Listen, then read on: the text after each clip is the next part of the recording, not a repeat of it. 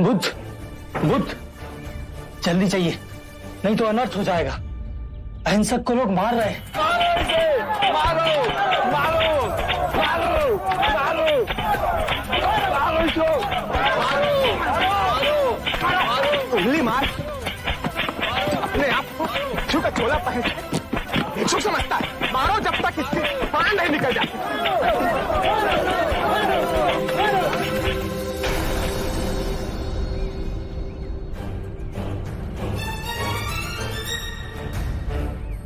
बुद्ध, क्यों इस हत्यारे अंगुलीमाल की रक्षा कर रहे हो? कितने लोगों की जाने ली है इसने? अब ये अंगुलीमाल नहीं, इसका नाम अहिंसक है। आप ही की तरह एक मानव। ऐसा आदमी कभी नहीं बदल सकता। सही बात, सही बात। ये बदल चुका है, बस आप सब इसे अपनी पुरानी दृष्टि से देख रहे हैं। यदि ये अंगुलीमाल होता तो क्या आप में से किसी में भी इतना साहस या बल होता कि आप इसे एक उंगली भी लगा सकते? ये आपका वार खाता रहा, क्या इसने आप पर पलटकर वार किया? क्या ये परिवर्तन आपको नहीं दिखा? आज इसने अपना लहू बहा,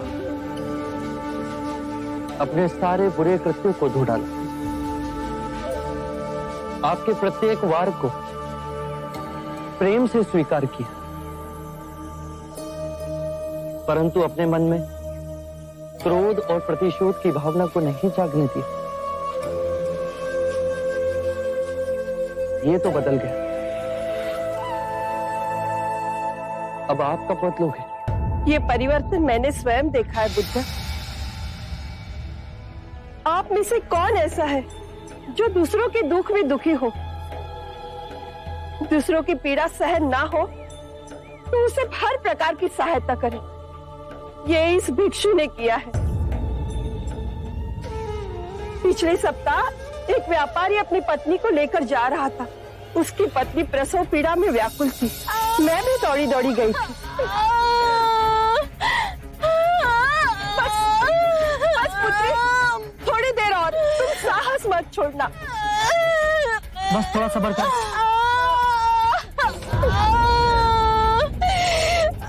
ये कैसे चित? प्रभु, इस घने वन में कौन हमारी सहायता करेगा?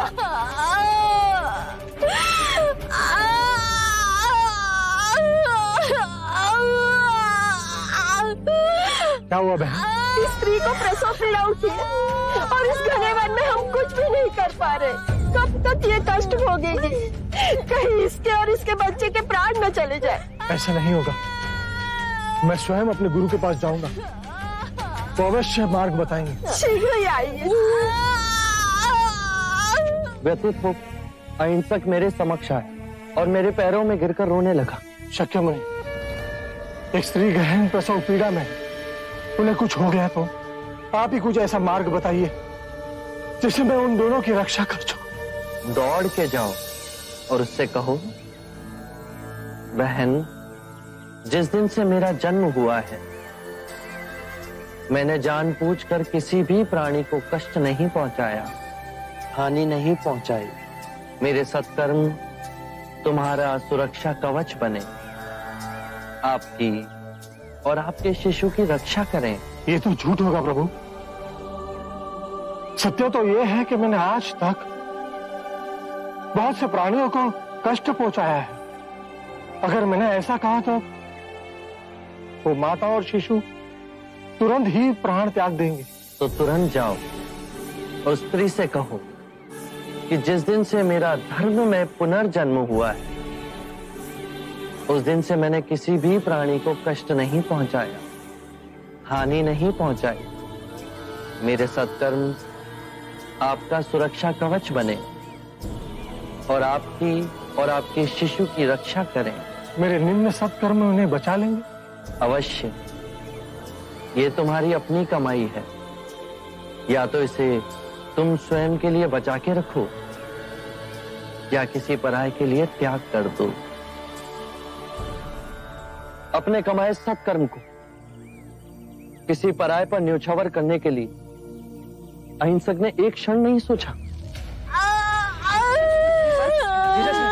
धीरज, हे भगवान सहायता कर हमारी। थोड़ी देर और बच्चा, बस पुत्री। हो गया। बहन, जिस क्षण से मैं भिक्षु बना उसके पश्चात मैंने कोई ऐसे कर्म नहीं किए जिससे कोई प्राणी को हानि पहुंचे या कोई कष्ट पहुंचे।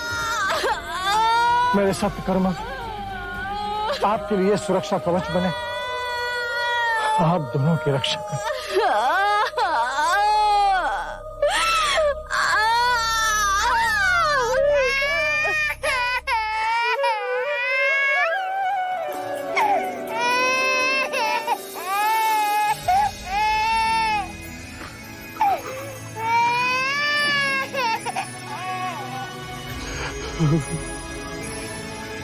दूसरों के दुख से दुखी होने वाला किसी को क्या दुख दे सकता है?